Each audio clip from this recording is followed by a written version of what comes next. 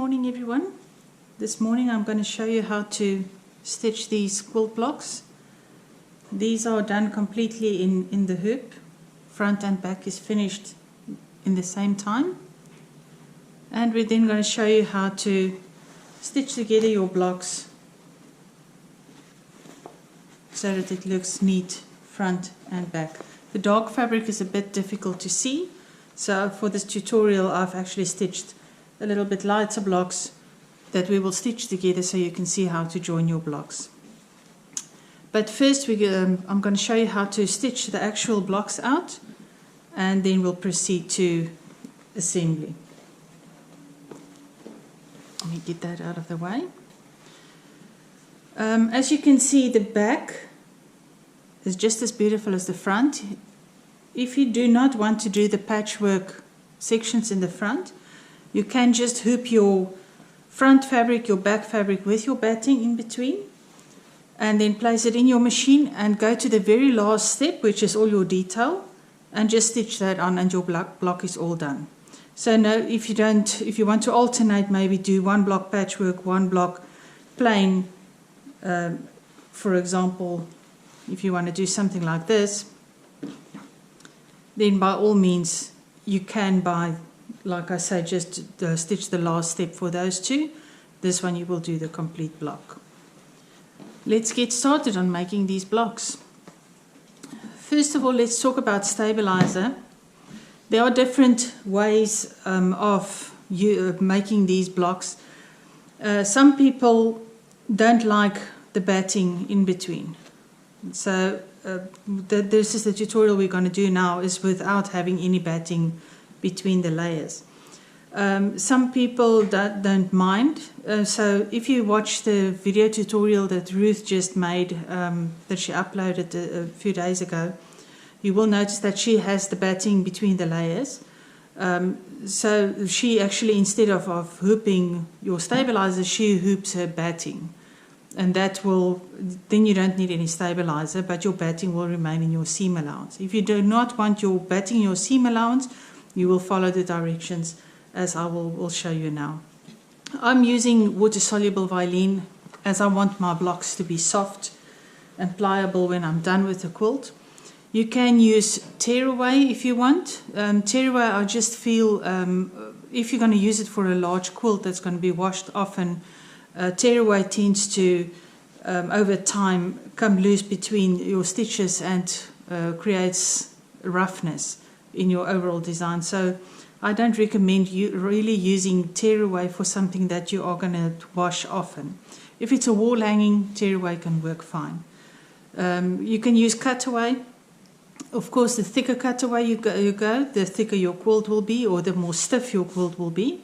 So try, if you want a soft quilt, use a very soft cutaway. Soluble washes away cleanly, so it's like real quilting when you're done. You only have the fabric and the batting between the layers. So this makes for the most softest quilt in my experience, but it really depends on what you feel comfortable on using. I've went ahead and hooped my one layer of water-soluble Vilene. The materials we're going to need is, I've cut a large piece of fabric. You can see it's much larger than my block, that I'm going to use for my outside fabric. Then I've cut a smaller piece that's going to be my white, as in this block. You can see it goes over quite well. I've cut this small piece with the white dots that I'm going to use for this inside floral corner. In this example that I've already stitched, you can see I used the same fabric there and there, but in this new one we're going to do, I'm going to use the dots in those areas. And then I've cut strips. You can see there's one color in each side there. I'm going to use the same color, but I'm going to place my stripes so that they actually meet up and form a shape in my corners. So I've cut two pieces for that side, and I've cut two pieces for this side. Then I also went ahead and I've cut my batting. Now your batting, especially for your top layer, you do not need to really cut it in the exact same size, as there is a step in there that will tack down your batting and give you a chance to cut away the excess.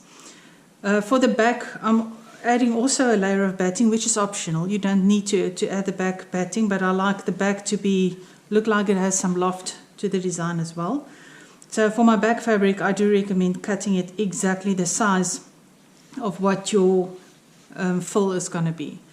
There's not an additional step to secure the back batting to the fabric, as it will go all the way through, and we don't want that. So your back one, just cut that exactly the same size as your block would be. Then I do recommend, if you're going to use nice back fabric, you can see I matched my bobbin thread. This is the back of the block. So my bobbin thread, in this case, I made pink. In this case, I'm going to use blue for the bobbin, and I will have a layer of blue dotted fabric for my back. So this will show up very nicely on the back for my block that I'm going to do. So let's get started. Put your design on the machine. You will see there's loads of colors, but it's actually just one color you're going to use in the first lots of steps. So I recommend, if your block has a lot of white in, use white thread for the beginning steps, just to tack down all your fabric in place.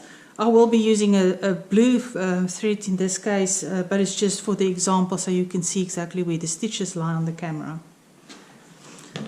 I will go now to the machine, and I'm going to stitch the first step, and then I'll come and show you how to place your fabric.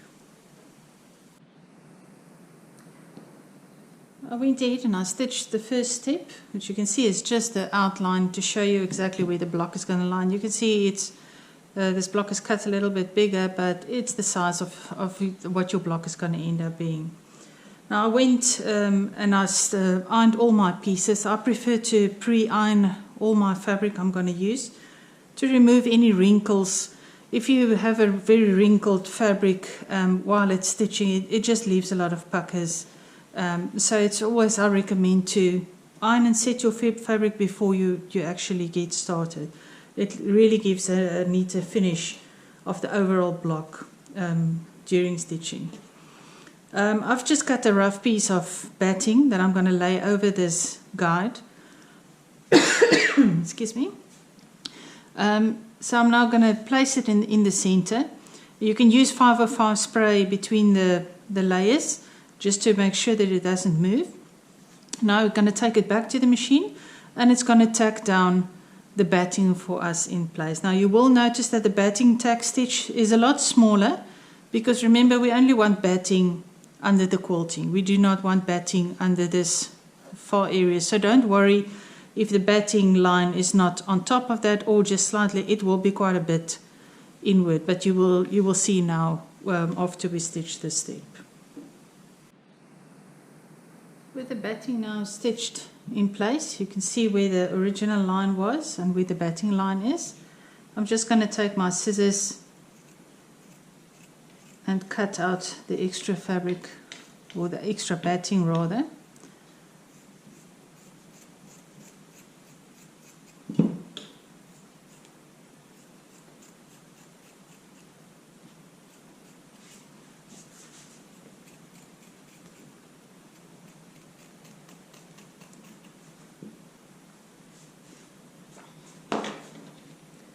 You can now see where the actual stitch lines are, and the batting is well away from the edge, so our seam allowance is nice and open. We're now going to go to the machine and stitch the next step. Now the next few steps is basically the same. It's going to stitch an outline. You're going to place fabric. You're going to take it back. It's going to zigzag. We're going to cut until we have all the fabric pieces on top. So let's get to the machine, and we're going to do the parts for the first pieces of fabric that we're going to place. If you are unsure how big to cut your back batting, you can actually use this measurement that you've got now to cut your batting for your back that we're going to use later on. Just a short tip. I've went ahead and I stitched the next step. Now you can see it stitched this corner and it stitched that corner. So we're going to place fabric on that side and on that side. In this case, for your first layer, I prefer to use one big piece of fabric, as this will form your seam allowance and you want it to go all around to make stitching together later on easier for you. So just spray lightly with 505 spray and place your fabric where you want it, what you actually want to see in your block. I actually think I want a little bit more blues in there, so I'm just going to move it around until I'm happy with what I see.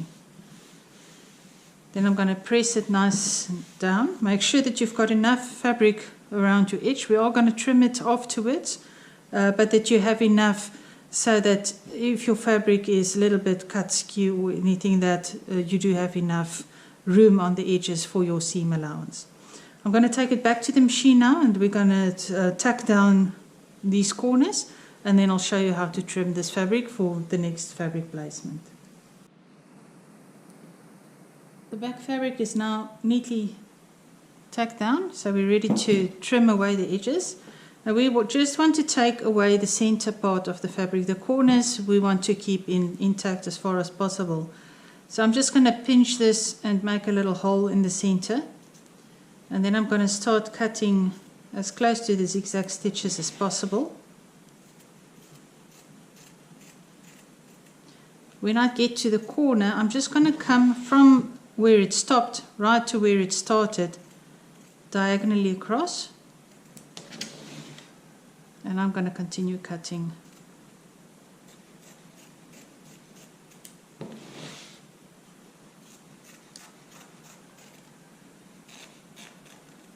And again at the corner here.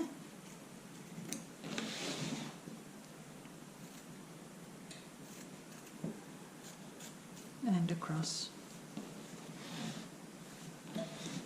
And there you finished cut your first area. Just a tip, the scissors I'm using is, the make is Frawley's. It's curved handle scissors, very sharp, short front, but it's very sharp and it cuts right to the end. So it's perfect for applique and where you actually need to cut as close to the stitches as possible. A good pair of scissors can really make the difference in an enjoyable applique design. I'm going to take it back to the machine now, so we're going to stitch the outline for the next area of fabric. The next area was outlined, as you can see. It's the center and the corners. You can use a different fabric for the corner if you want, and another fabric for the center. You will just place your fabric, cut your pieces the right size, and place them wherever you want. I'm going to use white in these areas, and I'm using a scuba fabric, which is a nice stretch fabric. It gives a nice loft on the quilting design, so the words or whatever the focal point is in the center, like the little angel, will really pop. So go ahead. I like to use a little bit of 505 spray just in the center, just to keep it from shifting. Place it down and go ahead and stitch the tack down stitches. The scuba fabric is now tacked down with a zigzag stitch. Just a little bit on the scuba fabric. Scuba fabric is a very soft, stretchable fabric, so a lot of you in the past, when you stitch scuba, you told me that it looks like the foot is moving the fabric forward, creating little puckers. Now, I saw on my brother Innovis XV, I've got the same problem. But I actually went into the settings of the machine and I saw that I can set the height of the foot. So I just made it a few clicks higher, and you can see there's absolutely no puckers at all. So do look at your machine. We don't always know the full capabilities of our machines. It's well worth it to go into your machine settings and see what it can do and what it can't do. If it's at all possible to set the foot height, I would recommend, as soon as you work with batting or layers, do adjust it according to the thickness of your batting or the layers of fabric that you're going to use, to avoid those puckers from happening. We'll continue now to cut away the extra fabric around the white. You can see my Farley scissors just glides through the scuba. Really easy to cut.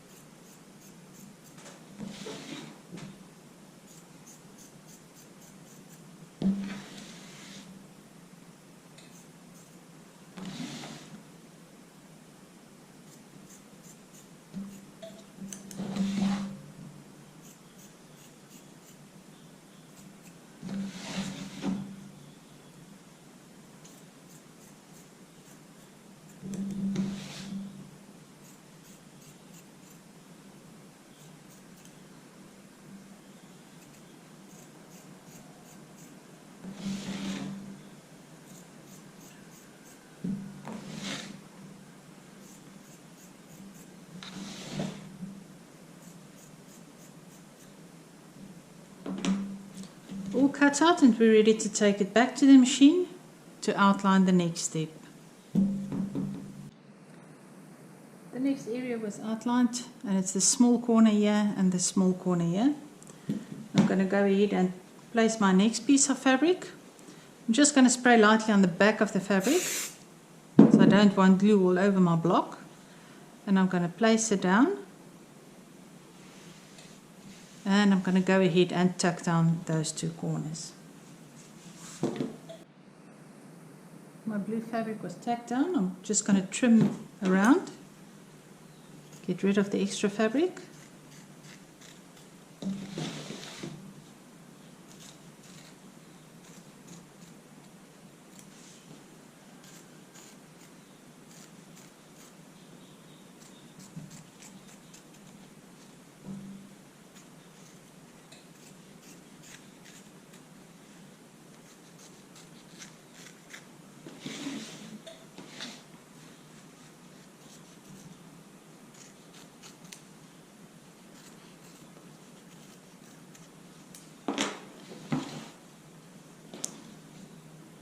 And moving back to the machine to outline the next area.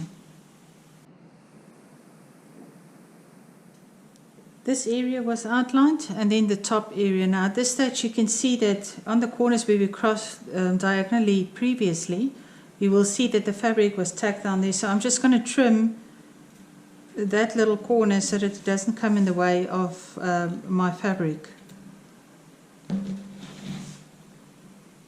If you place your fabric just on top, you can do if you've got a darker fabric and you place it on top. If you however got a lighter fabric like I have that you're going to put over, the bottom fabric is going to shine through.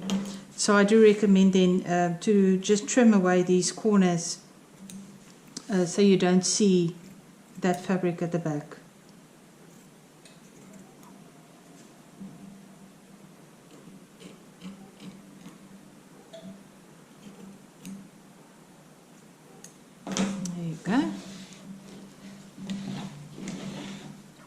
Okay, I'm going to now place my fabric.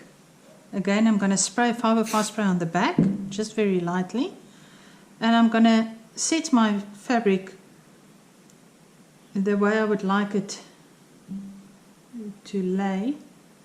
I think I'm just going to do this. I want the stripes to go that way, so I'm laying my fabric across like this.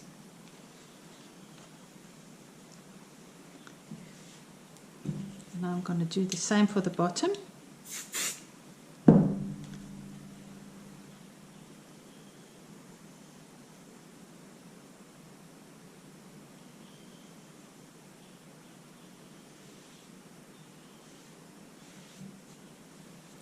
And I'm going to take it to the machine to be stitched down.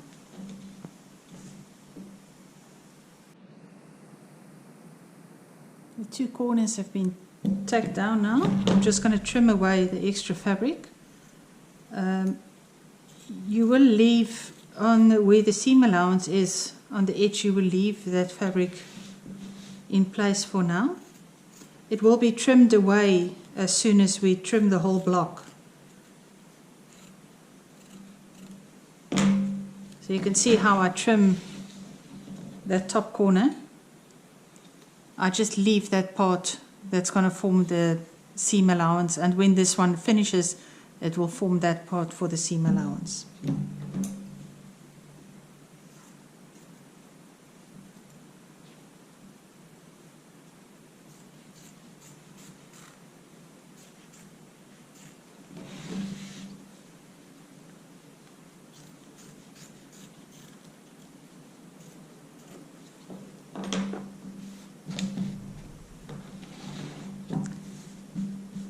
Going to place it back under the machine. It's going to outline for us the next area that's going to be filled with fabric.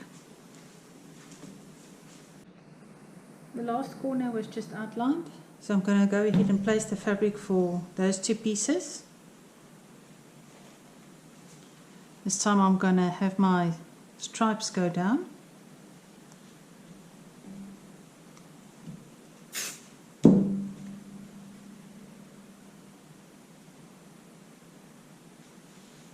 Leaving enough room at the top and at the bottom for the seam allowance. Let's take it to the machine to tack down those stitches. Last pieces of fabric have been stitched down. I'm going to trim around.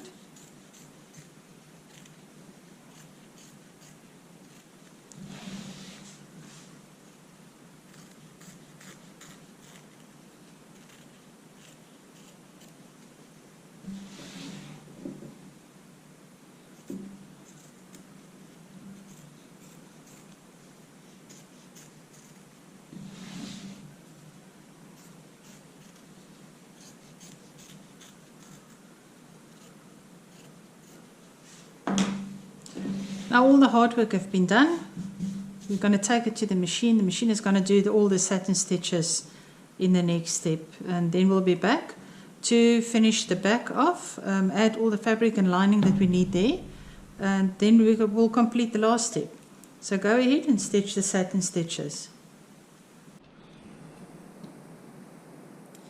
Satin stitches have all finished stitching. You're now going to turn your hoop wrong way facing you. You've already cut your batting the size of that inner square. I'm just going to lightly spray with 505 spray and add my batting over that area. You will notice that your block is actually bigger than your batting. It's because you do not want your batting, that is going to be your seam allowance, and you don't want your batting in the seam allowance. I'm now going to spray with 505 spray again. And I'm going to add my back fabric, which is larger than my block. We will trim that down later on. So adding that nice and neat. See, this is also why it's important to pre-iron your fabric before you do, so you don't have lots of creases at this stage while it's being stitched. You make it stitch nice and smooth and everything neat. We're going to take it back to the embroidery machine now. And you can see my back fabric is quite secure with the 505 spray, so it won't go anywhere. I'm going to place it back in the machine and continue to stitch the decorative stitches on top, which is also our last step. And then we will be back to trim our block, and then I will show you how to assemble your blocks. If you have a few blocks that you want to assemble into a table runner or into a quilt or whatever you want to make with it. Just a little note before we start stitching, remember to add your colored bobbin that you want your back, the thread to show on the back. Remember to add the correct color into your bobbin area now. Go ahead and stitch the decorative stitches, and then we'll assemble.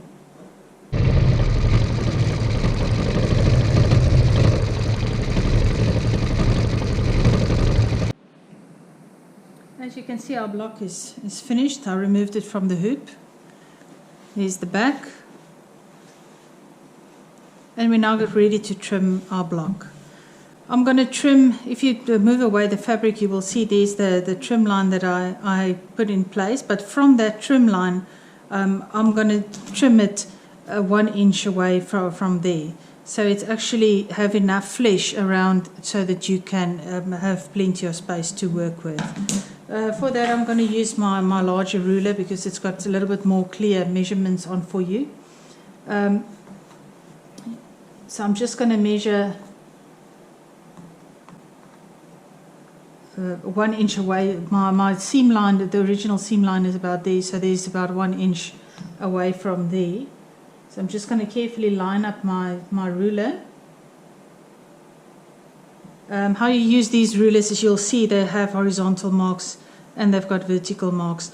So find something straight in your design that you can line up your vertical line with and line up your horizontal line. That way you know where you cut, it will be exactly diagonal cut that you will be making. And then we can cut.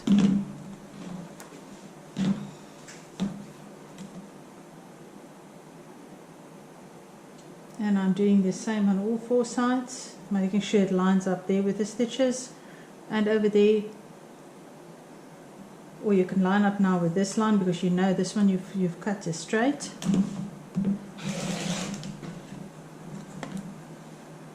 Just cut away all the extra fabric with your rotary cutter.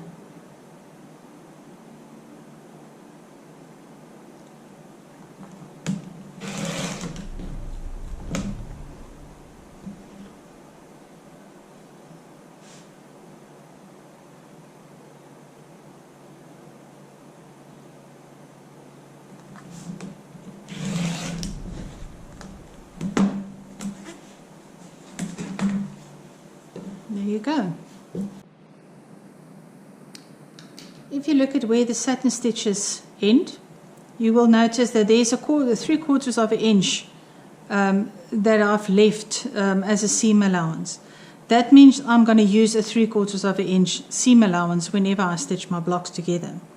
If you left only 1/2 inch there, you will have a 1/2 inch seam allowance, and so forth. If you left longer, then of course you will have a longer seam allowance.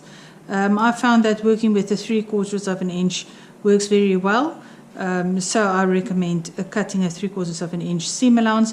That is not after the decorative stitches, but if you look at the satin stitches, it goes all the way to the edge. 3/4 of an inch seam allowance there. So place your blocks wrong sides together. Make sure that the pattern goes the way you want and that it lines up nicely. Fold away your front fabric, and if you do have batting, fold your batting away and do the same for the block on the back. So you only have the 2 pieces of fabric that you're going to join. Now I have these handy binding clips, so I'm just going to finish that. It makes sure that the batting and fabric that I'm folding away won't come in the way. And I'm going to do the same for this side. And I'm now going to go to the machine and stitch my 3/4 of a seam allowance there.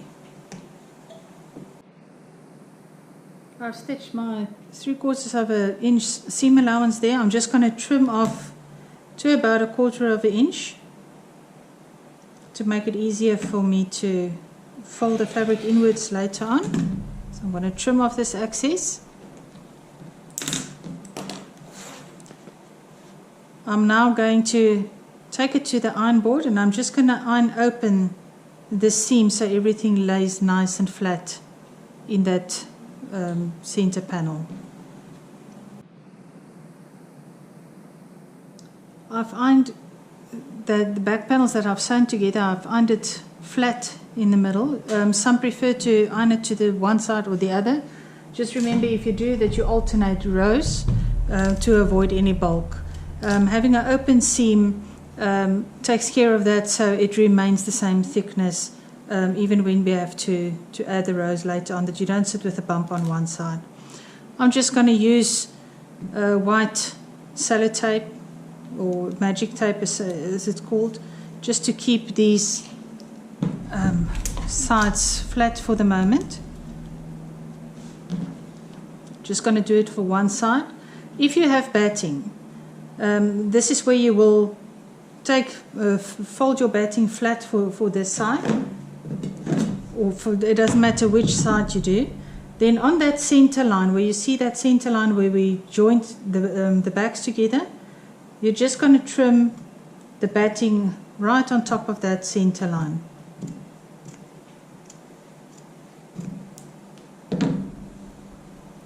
And you're going to do the same for the other side.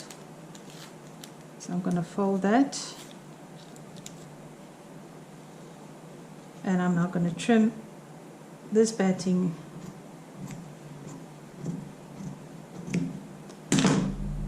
So when the block is closed, you can see the batting folds neatly together so it doesn't create any bulk. Sometimes it depends on how big space you leave between the blocks. If you cut away the batting before, you will see that the center line looks like it's distorting as there's no batting there, but there's batting in that area. So that's the reason I decided to keep one layer of batting at the back to compensate for that, because this is going to be quite a wide, you can see it's almost 2 inches wide, the space between the two blocks. So now with the batting cut in place, you have to decide on which side you're going to fold over. One side we're going to fold in. We're actually going to trim it a little bit shorter so that it actually meets just on that side. We're going to fold it flat, and then this side we're going to take over and we're going to fold it in as far as the satin stitches goes, and to meet up with that one, and then we're going to do a top stitching right on the edge there to secure it in place. You can take it to the iron board and just iron everything nice and flat. It's easier to work with if it lies in a neat fashion. Now I've decided I'm going to trim this one side back, so I'm just going to fold it over so I only have that one layer to work with. And then I'm going to cut about an eighth of an inch away from the satin stitches. I'm just going to trim away that extra fabric. Fold your two blocks open. You can lay this one nice and flat. And we're now going to fold this one over. I'm just going to take it back to the iron board and iron this one so it lies neatly. And then we're going to fold this one over that ½ inch. Tuck it over. And you're going to stitch right on the edge the two blocks together. I actually went to the iron board and I folded this side in half and ironed it flat so that it tucks in neatly. And now taking it to the machine, I will do the top stitching. These two are now stitched together. You can see it looks neat from the front. And if I turn it over to the back, you can see it almost looks like Stitch in the Ditch from the back. Just a slight line that goes across.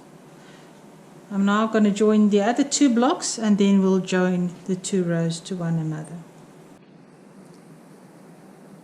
Just to recap quickly on this one, I've placed my backs together. I've stitched 3/4 inch from the edge. I then trimmed away the extra seam allowance that the back had. I folded open my panels and I then trimmed my batting so the two edges of batting comes together. If you do not have batting, then you will not see any batting, so you will just omit this step. I've then trimmed one of my sides a little bit shorter, just so it lays nice and flat. It can be a little bit longer if you want to butt it onto that, it doesn't really matter. The other side I'm just going to fold over, iron it, and then make a fold.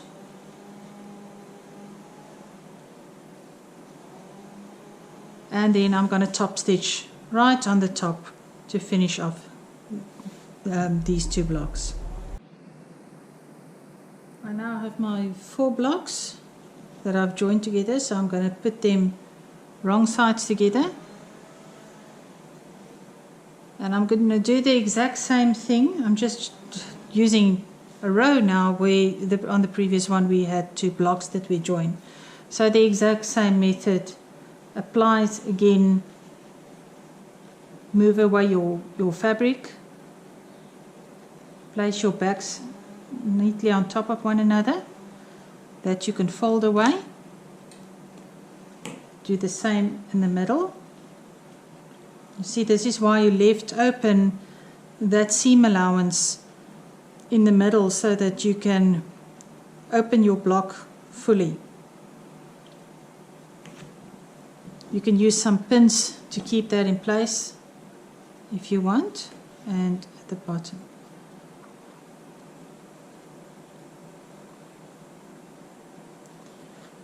You're now going to go to your machine and we're going to join the backs together in the same way that we did when we did the 2 blocks in front. Now with our block all done, finished, front and back all joined together, we're ready to add some binding to our quilt. I've cut my binding. I'm going to use this blue to bring out the blue in the quilt. And I've cut my binding. I want quite a narrow binding, so I've cut it to about 2 3/8 of an inch.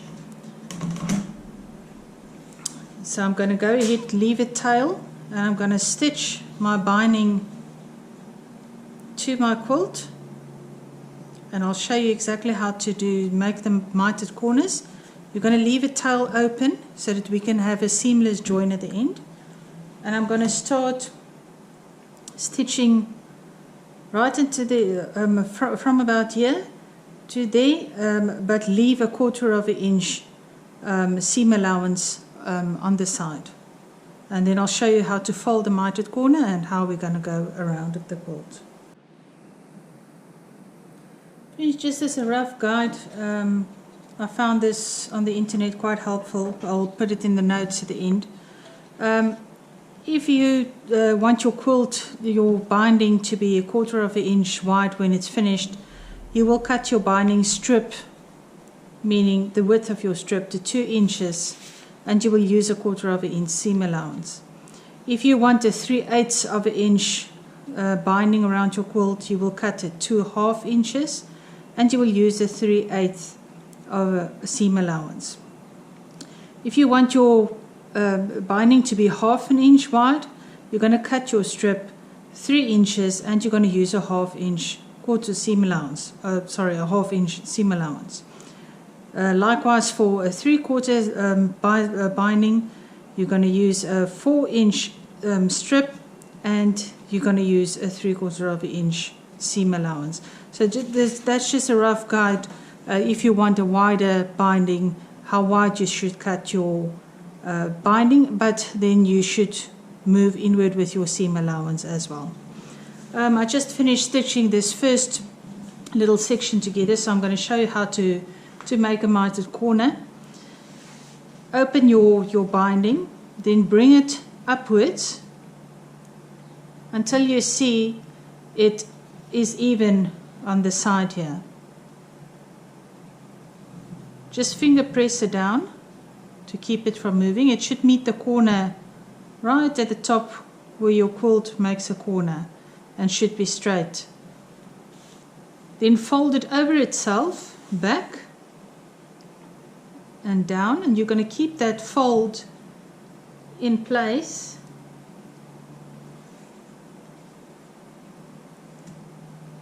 so that it comes down this side again. You will have a little ear.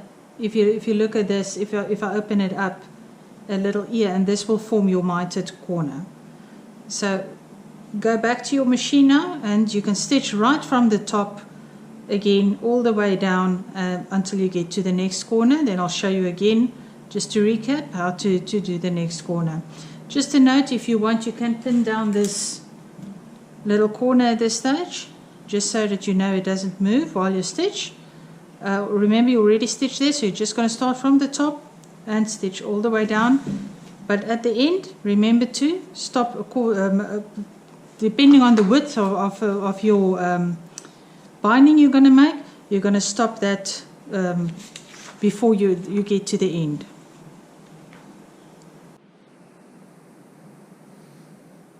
I've stitched that part now, so I'm going to do the second mitered corner. Just to recap, fold your binding open, fold it upwards so that it's even with your side. Finger press that corner and bring your binding all the way down again.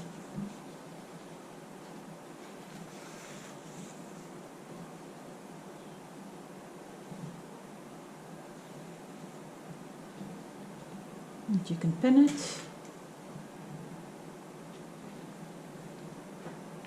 And stitch all the way down and do the next corner. I'm at my last corner now, so I'm going to form that mitered corner.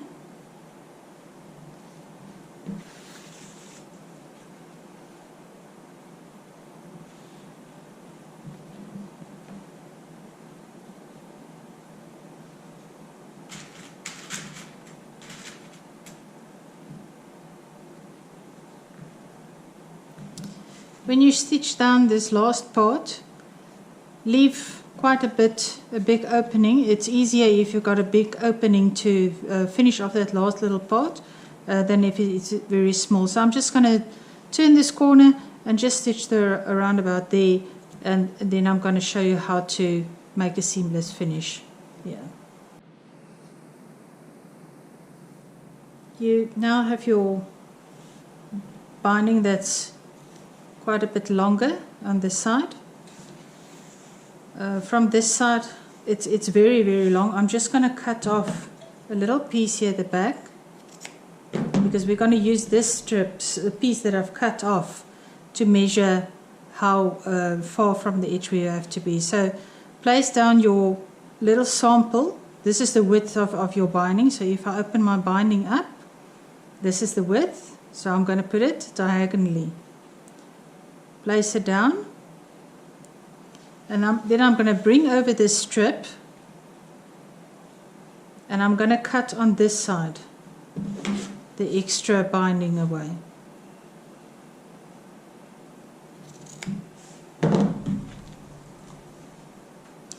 You're now going to open your binding and place these right sides together. This is a bit of a fiddle job, that's why I said do not close it up too much. If you feel it's too difficult to work like this, you can just take your unpicker and open the seam a little bit more so you have more room to work with. You're going to pin your sides, the right sides together.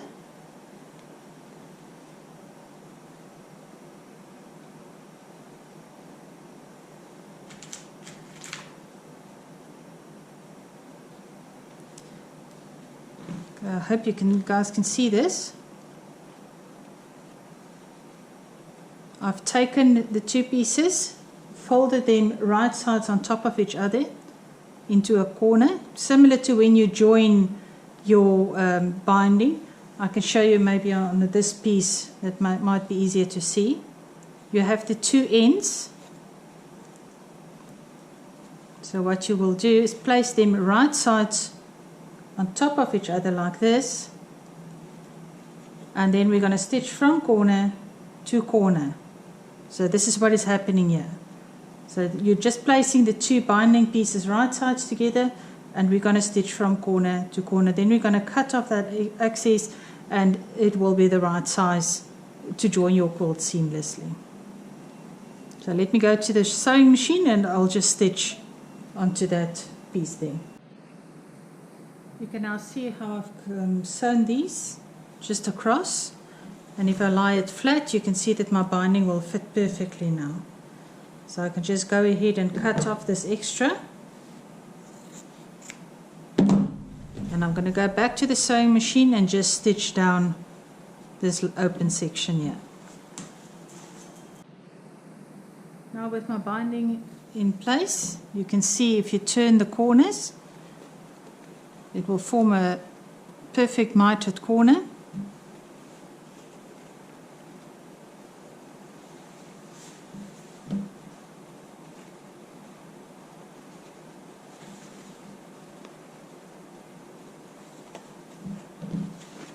I'll just take it to the eye now and iron it so that it's nice and open and flat.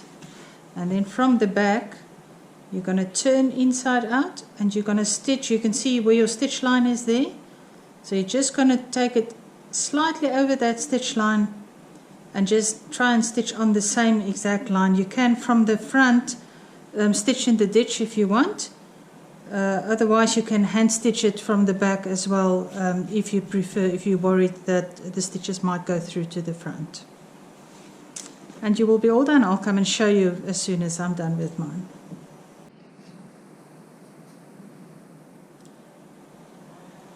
Binding in place. All that's need to be done is perhaps add some bows or whatever you would like. And this is your quilt, guys. Done all in the hoop. A little bit of sewing. Perfect results, and your blocks is all stitched together without any sashing in between. I hope you enjoyed this tutorial, and I hope you will enjoy making these quilts. I look forward to seeing all your photos of your quilts that you will be making.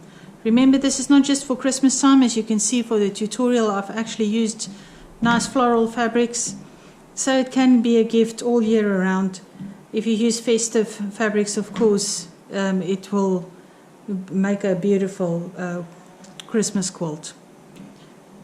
Enjoy the rest of your day. See you soon for more great tutorials on all kinds of in the hoops projects. Thank you for watching.